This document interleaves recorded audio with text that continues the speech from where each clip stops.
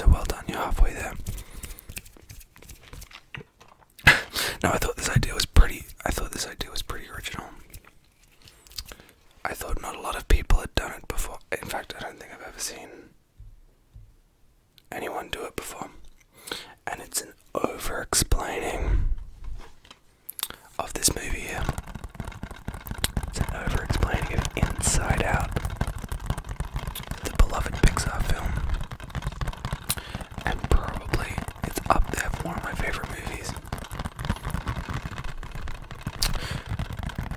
I'm gonna be completely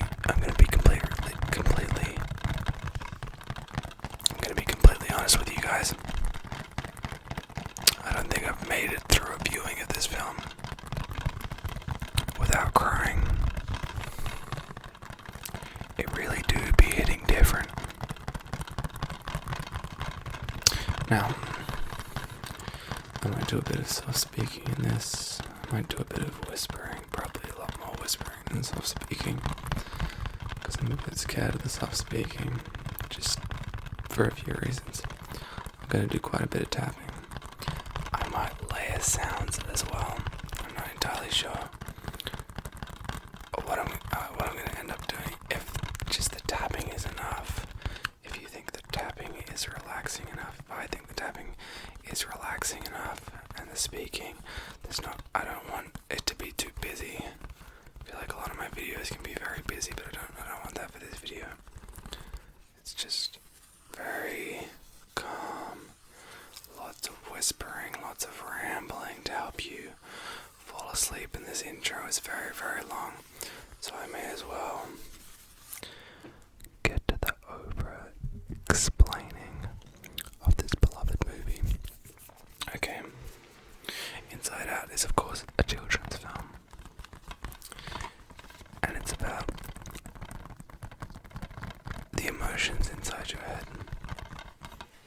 and your emotions control your brain, and they control the main character. There's a few the main character's brain of Riley, and Riley's an 11-year-old girl.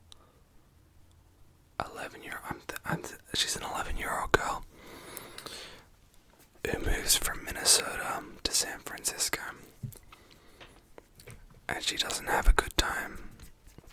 But we don't really focus on Riley, we focus more on Riley's emotions, which you can kind of see on this here DVD case, which I had to search the 7 realms to find. But Riley's different emotions, as you can see here, and I think it's going to end up being backwards for you, the writing. But we won't focus on the writing, because that's just way too confusing. So instead, I'm just going to put this character here. This character is Fear. Can't really see it over there. And then this character here. This character, which you can kind of see, is Disgust. This character here. This character is Sadness, played by Phyllis Smith. I'm trying to remember who the other two characters. I do actually know the actors who play Disgust and Fear. I'm just trying to recall their names. If I remember, I'll tell you. This character is Joy, and she's the main character. She's the protagonist. It's Joy. And Joy is played by Amy Poehler, which you might know. You might know Amy Poehler from Parks and Recs. Phyllis Smith is from The Office. And the actress who plays Disgust is also from The Office. And I'm really annoyed that I can't remember what her name is, because it's her name, the one who dates Ryan. I actually can't remember. That's very embarrassing. Anyway, and then this last character here. This last character is Anger. And those are Riley's 5 emotions, and they control Riley. And we follow as Joy and Sadness get taken into long-term memory, and they have to try and make it back to headquarters. And it's a thrilling tale of emotion and self-discovery and finding yourself and growing up and family and friendship, and it has so many beautiful themes. So many. so many beautiful themes that I really just love and I really relate to in a way that some other movies don't really get. Like you watch, I'm trying to think, like Man of Steel, and it's got some themes of family and responsibility and stuff, but Inside Out really, really hits it in a way that is like next level. And anyway, it's a very beautiful film. I definitely should have looked up more details about it because I'm just doing this all from memory. I watched it about a week ago. I was going to do this video about a week ago, but then I wanted to plan it. I wanted to do it like I don't want to say properly because to be perfectly honest, it's probably going to still be pretty lo-fi because that's just how we do things. But I really just wanted to release Swift and Vicious, so I'm doing this video a little bit later. I can't remember who the director is, but I will go into a little bit of fine detail. Add a detail. I'm gonna over-explain. I'm gonna over-describe. I'm gonna give way too much detail about something that most people don't care about. So if you do care about this, then props to you. I'm going to talk about the music because I honestly believe that the music is probably like the most important. It's a pretty crucial factor to any movie. I think it plays a bigger role than people think. Like I think Star Wars might not be as famous if John Williams hadn't composed it. And similar things for like Indiana Jones and even like other films that are less, like you wouldn't think that the score contributes that much, but even like Kung Fu Panda and like How to Train Your Dragon, I think the score plays a bigger role than people imagine. And I really hope you're falling asleep to this. Because you're not meant to be paying attention to what I'm saying. Don't pay attention to what I'm saying. It's all garbage. It's mostly true, I'm pretty sure, what I am saying, but it is mostly just a droll for you to fall asleep to. So just fall asleep as I over-explain this movie. And I do some light tapping. And I just speak and whisper to you to fall asleep. So enough faffing about. The music is, of course, scored by Michael Giacchino, a man whose name I didn't pronounce correctly for a very long time. I pronounced it Giacchino, which is not what it is. It's Giacchino. It's all hard sounds. I think it's an Italian name. I don't think he's Italian though. I think he's American with an Italian last name. And some of his other films that you might know include The Incredibles, Ratatouille, that he scored, of course. Incredibles, Ratatouille, Rogue One, he did. All the new Star Trek films he's done. Cars 2, if you're into that.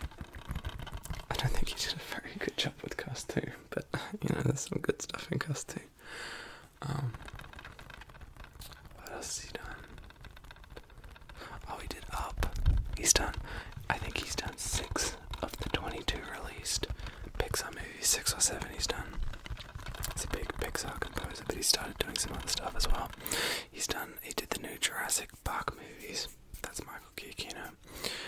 Very derivative of John Williams, of course, but it is still technically Michael Giacchino. And Michael Giacchino is my favorite movie score composer after John Williams. It's kind of a cop-out to say John Williams is your favorite movie score composer, but it's kind of just like a given, Like if you watch films made after the 70s and you pay any attention at all to the music, you're like, John Williams is number 1.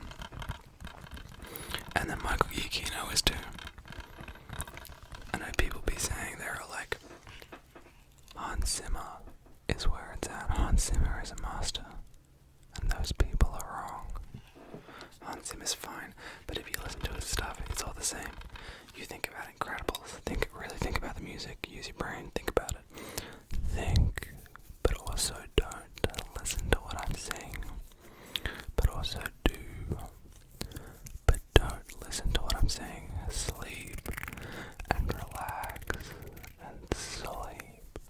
But Incredibles is nothing at all like the soundtrack for Inside Out. They're very different, but they're both very powerful and very, very good. Now the opening track for Inside Out is beautiful.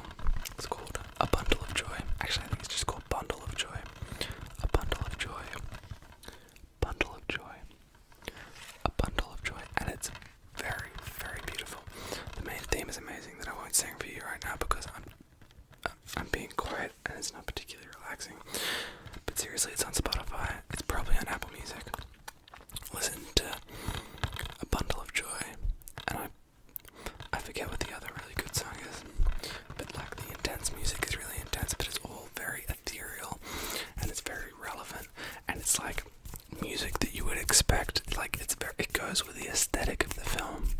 Like sometimes the music doesn't go with the aesthetic of the film, and I don't like that. Whereas Giacchino really captures the aesthetic of Inside Out. And I think that's really important. And I think it's kind of underrated. But I think his music really captures the powerful moments, and I think it builds the emotion in a very, I hate to say beautiful way, but it really is a beautiful way. So that's the music. There's actually not a lot to talk about. I quite enjoy the score, but there's not a heap to talk about. Opposed to just its masterfulness, and you should just like pay attention to the music next time you watch this film. If you ever watch this film again. Anyway, there are two moments. There are two moments that I want to talk about. There are two moments. Two moments. There are two moments. Two moments. In the words of me not speaking very well, there are two moments in this film that I want to talk about.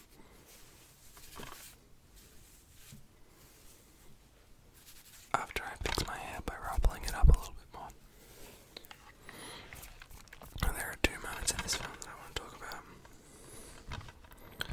After acknowledging the fact that this film is very funny, there's a lot of really good moments, there's some good Easter eggs, there's some very real humor in this film, like you watch sitcoms and they fabricate humor, and you're like, no one ever makes that type of joke. I feel like even though you're inside someone's head, it's very natural humor that comes out, and you really should not be paying attention to this. You really should be falling asleep. If you're paying any attention to anything that I'm saying, you're doing something wrong, and you're clearly not sleepy enough, and I'm not doing a very good job, so I'm gonna keep talking absolute garbage so that you can fall asleep. But the two moments that I want to talk about, that I think make this film and make me cry every single time, and I don't cry in films. I do not cry in films at all. It's a very rare thing. Catching me crying is not something that you do in movies. My family cry in films all the time, and it's like hardened my heart because everyone else cries. And then I'm like, well, clearly I don't need to cry because I'm too busy laughing at them crying. And so I just kind of learned never to cry in films. Whereas Inside Out makes me cry almost every single time because it is that good, and I've watched this film too many times. Considering that it's a kid's movie that came out after I was a kid, realistically. But there are two moments that I've been hyping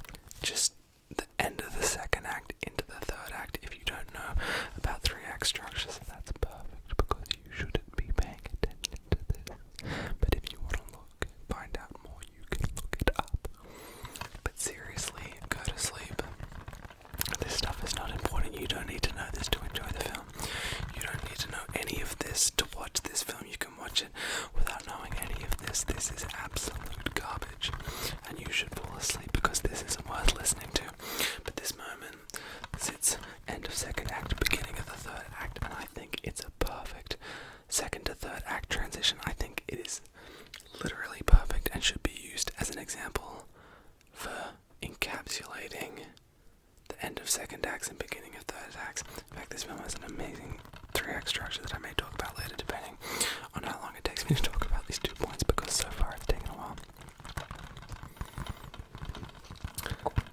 It is, of course, when I think it's Honesty Island that's collapsing, and Joy decides to abandon sadness by going up the recoil tube, and then the recoil tube breaks, and then Joy is sent into the forgetful pit along with Bing Bong, which I will say is a stupid name and actually ruins this moment a little bit, but it still gets me.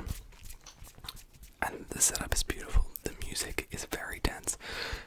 Everything from placement to aesthetic to the way it's animated, their faces, the acting, everything is beautiful in that one moment, which is amazing, but it's really just a setup for this next moment, which is the turning point for Joy, when she realizes that what she's doing is actually wrong and unhelpful and not what Riley needs, and that in order to help Riley doesn't need to be happy all the time. Sometimes it's okay to be sad, and it happens through the observation of a memory where Riley starts sad, but it's through sadness that Riley can then once again be happy. And the thing is that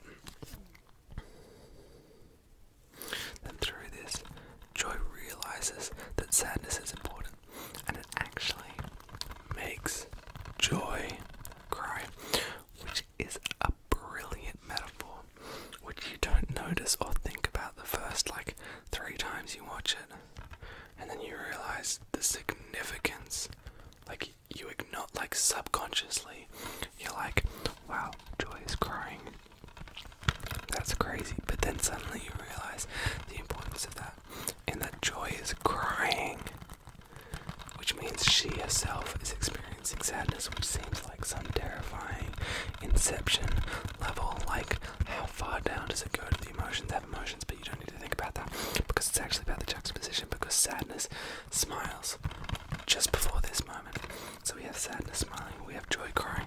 It seems like juxtapositions, but actually, because emotions can work in conjunction, which we will see later in my second favorite moment, well, actually my actual favorite in the second moment that I think makes this film. This is not as good as that moment, but this it all ties together. So it's all really important. But this moment, Joy cries, and that just gets me, because it's the realization that sadness is important. And I think we all go through that as kids, realizing that you can't just be happy all the time. Sometimes it's okay to be sad, and sometimes you don't even know why you're sad, or you don't want to be sad, but you are sad, I think everyone goes through that, and I think it's important to acknowledge that that's actually okay. If you're feeling sad, that's not necessarily a bad thing, and I think it's a really good message to tell kids. Sorry about the cut, if there was a cut. People are being very noisy in my house. I guess I do need to put it in now. That's so much effort. Anyway, that's the moment. Bing Bong sacrifices himself. It's very sad, unbelievably tragic. Except then Joy says, "I'll never forget you, Bing Bong," which is it was great until you said Bing Bong, and then you just kind of ruined it, because Bing Bong's just such a ridiculous name.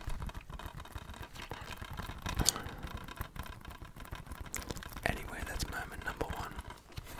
But then they don't stop. They don't stop with the emotions. They don't stop hitting you heavily. They don't stop hitting you heavily. You should go to sleep. This is absolutely unimportant to your life. It's irrelevant. You listening to this does not add any value to your life.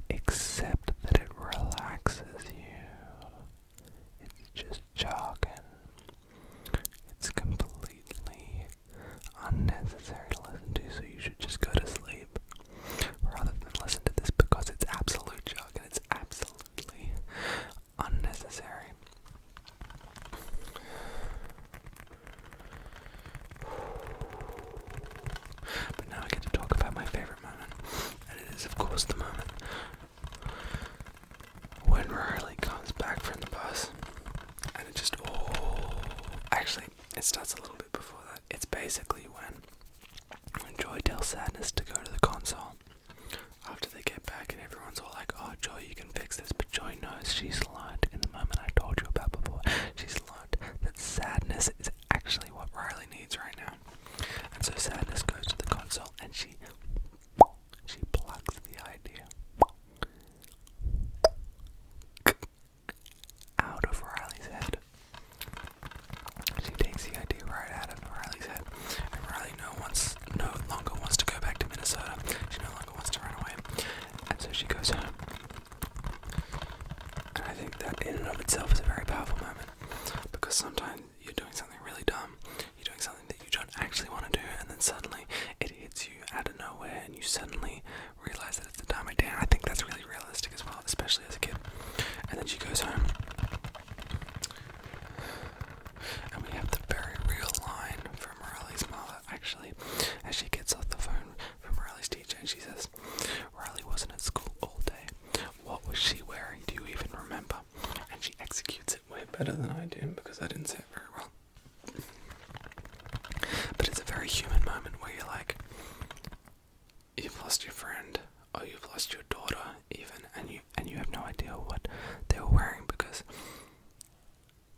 I don't know, I just feel like that happens so much. Like, you lose someone and you hadn't planned to lose them, and therefore you don't remember what they were wearing, and so then you have a panic attack, because then it's like it's your fault that they were missing.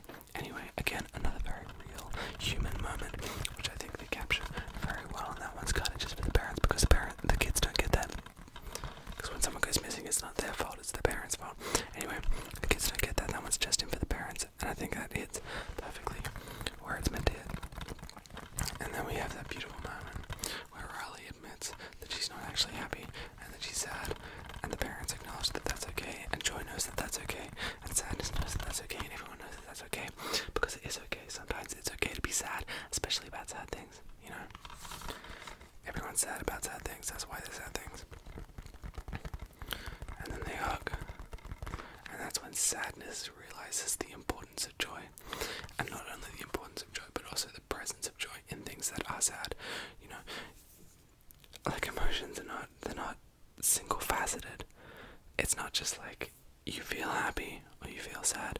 Sometimes you can feel sad and happy, and that's what happens, and they create a core memory that is both happy and sad, and it's actually very pretty, and I really like the way the ball rolls down. That's just an animation thing that looks really good, but it also represents something really important, and that's that you can be more than one thing, which I think as a kid you don't realize. You know, like, kids are very segregational in that you have the sporty kids and you have the nerdy kids and you have the girls and boys, and they're both separate as well, because you don't really want to be friends with girls and you don't really want to be friends with boys.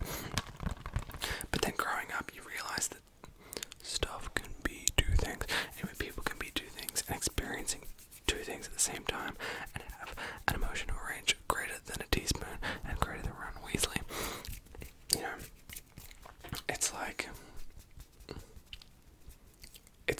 Riley's learning emotional complexity along with sadness and joy, and also the viewer who is either a kid and doesn't know what emotional complexity is, or is an adult and does and remembers learning about emotional complexity. And I just think that's really powerful, and the breathing out that Riley does is such a like emotional release that I think is very real and very accurate. And the breath that, like, I do, I don't know, I think the actress who plays Riley, who I have no idea who it is very talented and plays Riley very well, and all the other actors are really, really good. But that moment just hits me really hard, and it's very real. And that's kind of why I love this film, and I always cry at that moment, and I often also cry at the other moments.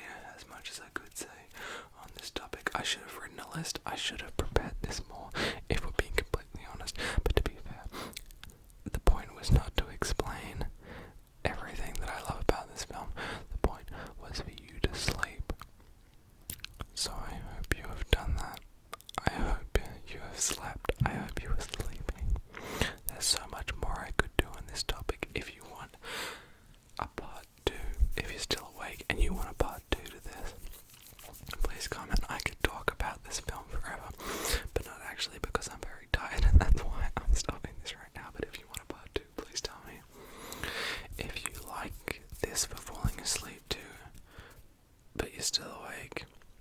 So I guess it didn't work very well. But if you've woken up and you've decided to watch the end of the video for some reason, and you really like sleeping to this style of video, where I just talk at you forever with a little bit of hand sounds and a little bit of mouth sounds, I'm cutting that out with a little bit of DVD tapping as well. I love tapping on DVDs. I think it's a really good trigger. Very multi-layered. Anyway, if you like that, please tell me as well. Or if not, you can just like the video and subscribe. Because if I keep getting likes and I keep getting subscribers, we're slowly growing, guys. We're slowly getting there, you know. One at a time. Every single time someone subscribes, it makes my little heart grow a fraction bigger, and I love it so much, and I love every single one of you. But if you keep liking and you keep subscribing, I'm just gonna keep doing what I'm doing. Unless you want me to, if you don't like it, please dislike. Tell me in the comments as well, and I'll change stuff, and I'm willing to change for you. But I really hope that you've slept, and I really hope that this rambling type has been original, and you've liked that originality, and you've been able to sleep, and you've maybe learned something new, and you're maybe now gonna look up Michael Giacchino on Spotify, because you definitely should. And I think I've run out of things to say. I feel like I've really been looking in this area, and there's not actually anything there. I'm just really tired. I just finished an assignment, and I'm very much so ready for bed, and I hope you are too. I've kind of tired myself out, so let's just hope that it worked on you as well, because I really hope it has. Until next time, I've been the simplest of Steves. I forgot to mention that in my intro. This has been Simple Steve ASMR. Overexplaining inside out.